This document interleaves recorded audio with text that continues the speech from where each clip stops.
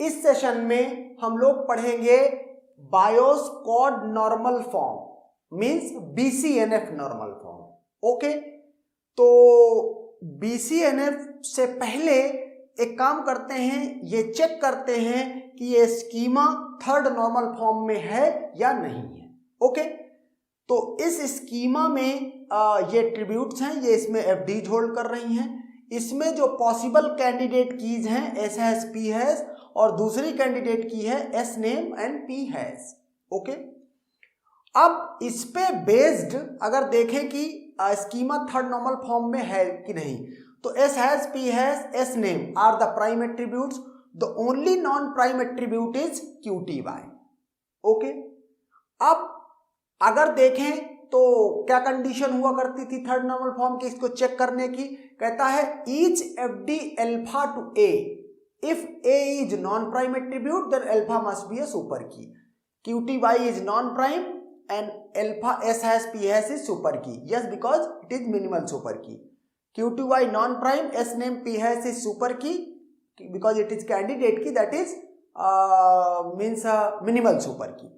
लेकिन जब इन पे चेक करेंगे S नेम क्या है, S name is prime attribute, तो ये प्राइम एट्रीब्यूट है। तो फिर कहता है इफ अल्फा टू A में A is non prime only then alpha must be a super key. लेकिन अगर A ही नॉन प्राइम नहीं है तो फिर चेक करने कुछ नीड नहीं है, रिलेशन इज या schema is still in 3NF। तो यहाँ सेम स्टोरी यहां पर है, सेम स्टोरी यहां पर है। ओके, तो अब इसका मतलब क्या हुआ कि ये स्कीमा 3NF में है। तो अब यहां से एक सिनेरियो देखना, कहता है कि यहां पर मल्टीपल ओवरलैप्ड कैंडिडेट कीज, यहां आप देखो जो ये P हैश है ये दोनों में ओवरलैप कर रहा है। कह रहा जब भी ये सिचुएशन आएगी, ओके, तो फिर टेबल में रिलेशन में रिडंडेंसी बढ़ेगी या रिडंडेंसी इंट्रोड्यूस होगी।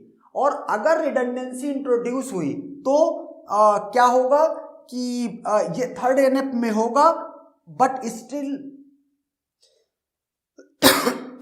एनोमलीज पॉसिबल है, इंसर्ट अपडेट और डिलीट टाइप की। ओके, जैसे इसको देखा जाए फंक्शन डिपेंडेंसीज को ध्यान में रखने के लिए, तो कहता है कि SID और डिटरमाइंस S नेम, तो कहता है फॉर एवरी सप्लाई आपको S नेम सप्लायर का नाम टेबल में एंट्री करना पड़ेगा। ओके, तो अब हम क्या करने वाले हैं, अब चूंकि ये 3NF में है and still anomalies are possible, it means so need stronger normal form, और वो स्ट्रॉन्गर नॉर्मल फॉर्म है BCNF की कंडीशन क्या है, कहता है relation schema R is said to be in BCNF if each non-trivial FD alpha to beta holding on schema R have alpha as super key।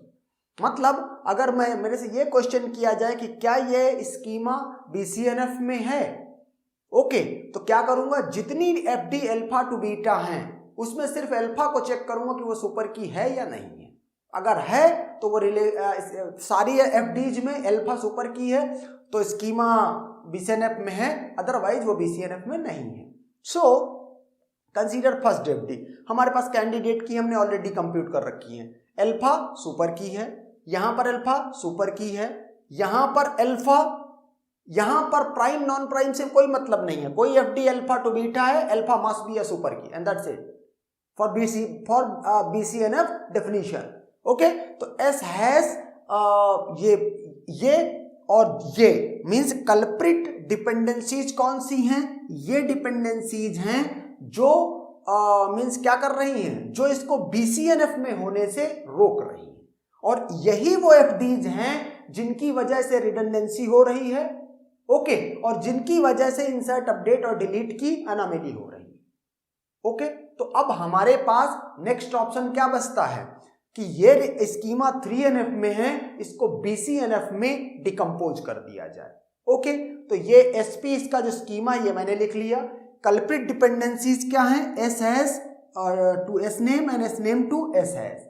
Okay, कहता इन पर based आपको क्या करना है, डिकम्पोजिशन कर देना है। तो आप चाहो तो एस हैश का क्लोजर निकालो और क्लोजर निकाल के उसमें क्लोजर में जो कुछ आता है, जैसे मैं ऐसे कर दूं एस हैश का मैंने ये क्लोजर लिया, इसमें क्या आ रहा है, एस नेम आ रहा है। ओके, एस नेम को यहां से काट दूं। ओके, और इसके बाद क्या करूं, यहां पर एस हैश भी लिख दूं। ओके, क्या एफडी मैंने यूज की है, ये जो अब मैंने यहां एस हैश ले लिया है। ओके, यहां मैंने एस हैश ले लिया तो इसका क्लोजर ये आ रहा है। अगर आप चूंकि दोनों कल्प्रिट है तो एस नेम को लेते तो भी एस हैश और एस नेम ही आता। ओके, एंड देयरफॉर हम अब इसके लिए अलग अलग डिकम्पोजिशन नहीं करेंगे क्योंकि एट्रीब्यूट तो स्कीमा तो सेम है। ओके, स्कीमा चाहे एस हैश एस नेम लिखो, चाहे इसको लेकर के चाहे इसको, स्कीमा सेम है। एंड देयरफॉर हम क्या कहेंगे, हम इसको इस तरह से डिकम्पोज करने जा रहे हैं। जो ये हमारा डिकम्पोजिशन है इसका नाम मैं दे रहा हूं sp2। इसमें जो एट्रीब्यूट्स आए हैं एस हैश एस नेम आए हैं। ओके, और इसके हिस्से में जो फंक्शनल डिपेंडेंसी गई हैं वो क्या क्या है, S hash determines S name और एस नेम डिटरमाइंस क्या, एस हैश। अगर बात करें कि इसकी प्राइमरी की पहले कैंडिडेट की बात करते हैं। इसमें जो कैंडिडेट की है वो दो कैंडिडेट की हैं, एक तो है एस हैश एंड दूसरी है एस नेम। ओके, क्योंकि दोनों कैंडिडेट की हैं, क्योंकि इस तरह से फंक्शनल डिपेंडेंसी है। लेकिन उनमें से मैं प्राइमरी की, लेट से कि मैं इसको बना रहा हूं, किसको, एस हैश को मैं प्राइमरी की बना रहा हूं। ओके, आप चाहो तो एस नेम को भी बना सकते हो, एक कॉम्बिनेशन में दिखा रहा हूं। दूसरा, ये sp1 मेरा क्या होगा, S hash comma P hash comma qty। Okay, यहां पर यही ये तो एट्रीब्यूट बचा नहीं था। अब यहां पे क्या करेंगे, एफडीज क्या रही हैं, एस हैश पी हैश और determines qty and S name P hash determines qty। Okay, तो ये मैंने क्या किया, ये डिकम्पोजिशन कर दिया एक स्कीमा sp का दो सब स्कीमाज में sp1 और sp2। ओके, अब चूंकि डिकम्पोजिशन आपने किया है तो कनेक्शन भी दोनों टेबल का होना चाहिए, तो आपको फॉरेन की भी बतानी पड़ेगी। और फॉरेन की किस टेबल में बताओगे, फॉरेन की इस टेबल में बताओगे, क्या कि एस डैश इसमें प्राइमरी की, इसमें कैंडिडेट की, इसमें भी दो हैं, S hash P hash and S name P hash. Okay, लेकिन हम एस हैश पी हैश को प्राइमरी की बना रहे हैं और उसमें से एस हैश अलोन को मैं कह रहा हूं कि रेफर कर रहा है sp2 को। इसका मतलब ये क्या हो गया, ये फॉरेन की हो गया। तो ये इस तरह से हमने इसका डिकम्पोजिशन कर दिया। अब आप इंडिविजुअली चेक कर लो, इस स्कीमा की जो कैंडिडेट की हैं वो है S hash P hash and S name P hash and therefore alpha दोनों का तो मिनिमल सुपर की हो गया, हमको सुपर की चाहिए, ये तो मिनिमल हो गया and therefore sp1 is in BCNF। Okay, अब इसको चेक कर लो, sp2 को चेक करोगे तो ये भी BCNF में है। कैसे, इसकी कैंडिडेट की क्या है, एस हैश और एस नेम। तो यहां पर S hash minimal super key, S name is also a minimal super key and therefore sp2 and sp1 both are in BCNF। Okay, अब हम देखेंगे कि जो ये डिकम्पोजिशन किया है sp1 s2 का, क्या ये डिपेंडेंसी प्रिजर्विंग डिकम्पोजिशन है या नहीं है। ओके, और साथ में लॉसलेस जॉइंट डिकम्पोजिशन है या नहीं है। ओके, अब यहां पर जो डिकम्पोजिशन sp1 sp2 में हुआ है, दोनों इंडिविजुअल रिलेशन BCNF में है क्योंकि इसकी कैंडिडेट की गिवन है और सुपर की है, जितनी भी अल्फा टू बीटा उसमें अल्फा सुपर की है and therefore sp1 and sp2 both are in BCNF। Okay, अब हमको ये चेक करना है कि ये जो दो में डिकम्पोजिशन हुआ है sp का, क्या ये डिकम्पोजिशन लॉसलेस है। तो उसके लिए हम ये मैट्रिक्स मेथड का यूज कर रहे हैं। जो डिकम्पोजिशन है S hash P hash qty, तो यहां पर a0 a1 और a2। ओके, और इसमें क्या है, एस हैश और एस नेम a0 और a3। ओके, ये मैंने कर दिया, मीन्स इसकी ए एंट्रीज फिल कर दी, और जो रिमेनिंग है उसको बी से फिल कर देता हूं 1 1, ओके, B1 2, इसका B0 3, ओके। अब एक एक FD पिक करते हैं। S हैश P हैश, ये ओरिजिनल वाली पिक करते हैं। S हैश P हैश में दो जगह पर, लेकिन वैल्यू सेम नहीं है दो रो में। S name P hash B03 A1 A3 B11 same नहीं है।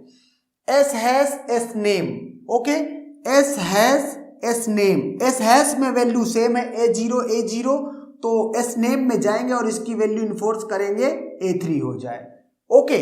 तो यहां आप देख लो A0 A1 A2 A3, okay. यहां क्या बोल रहे हो, all age, okay. So lossless decomposition, okay. तो मतलब डिकम्पोजिशन लॉसलेस हो गया। Now check is this dependency decomposition dependency preserving. तो आप एक तरह से ऐसे देख सकते हो कि यहां पर ये 4 FDs हैं, एग्जैक्टली वही FDs दो ये हैं, 4 एग्जैक्टली वही FDs ये हैं, ओके। तो फिर अलग से हमको चेक करने की नीड नहीं कि इस सेट को मैं F1 कहूं, इस सेट को F2 कहूं, दोनों का यूनियन लूं, F डैश कहूं, F डैश का क्लोजर लूं और इसका भी क्लोजर लूं, और दोनों को ये चेक करूं कि इक्विवेलेंट है कि नहीं, ओके। वो करने का नीड नहीं है। 4 ये हैं, जो इसमें हैं वो हैं, जो वो है ये हैं, and therefore is the decomposition depend, yes it is dependency preserving decomposition. लेकिन एक इंपॉर्टेंट पॉइंट यहीं पर समझ लेते हैं। कहता है जब BCNF में डिकम्पोजिशन किया जाता है, एक स्कीमा को सब स्कीमाज में डिवाइड किया जाता है, डिकम्पोज किया जाता है, तो कहता है it is always possible to decompose means lossless decomposition. हमेशा लॉसलेस डिकम्पोजिशन पॉसिबल है, कोई ना कोई डिकम्पोजिशन ऐसा होगा जो कि लॉसलेस हो, ओके। बट डिपेंडेंसी प्रिजर्वेशन में not be possible, okay. Dependency का प्रिजर्वेशन है, अब यहां पर डिपेंडेंसी जैसे प्रिजर्व कर रही है, ओके, इस पर्टिकुलर एग्जांपल में, लेकिन हो सकता है कोई दूसरा एग्जांपल हो उसमें डिपेंडेंसी प्रिजर्व ना करे, ओके, एंड दैट्स